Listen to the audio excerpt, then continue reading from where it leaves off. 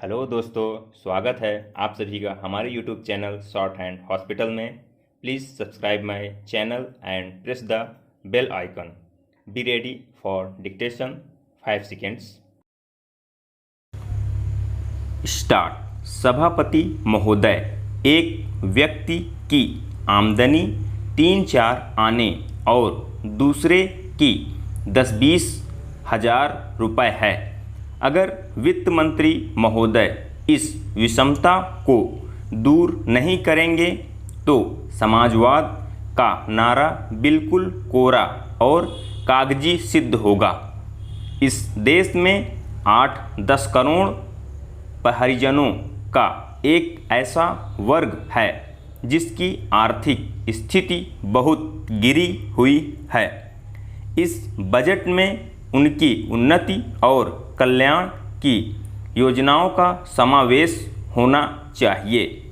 वित्त मंत्री ने 1500 करोड़ रुपए के जो कर लगाए हैं उनसे देश के आम आदमियों की हालत खराब हो गई है।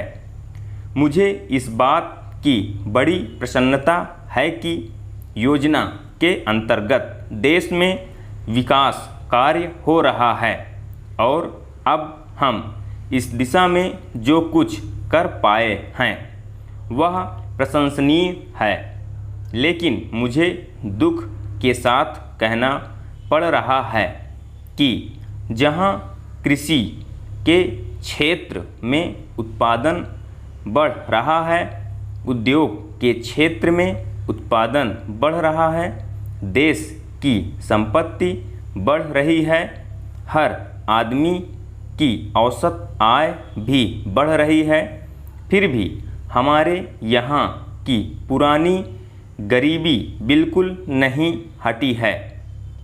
मैं समझता हूँ कि यह इस सदन के लिए और सरकार के लिए विचार करने का विषय है कि क्या कारण है कि जब हम 55 वर्ष से अपने देश की गाढ़ी कमाई का रुपया और दूसरे देशों से कर्ज लेकर बड़ी बड़ी रकमें देश के विकास के लिए खर्च कर रहे हैं और देश में धन भी पैदा हो रहा है, तब भी देश में जो लोग गरीब हैं उनकी गरीबी दूर नहीं हो पा रही है।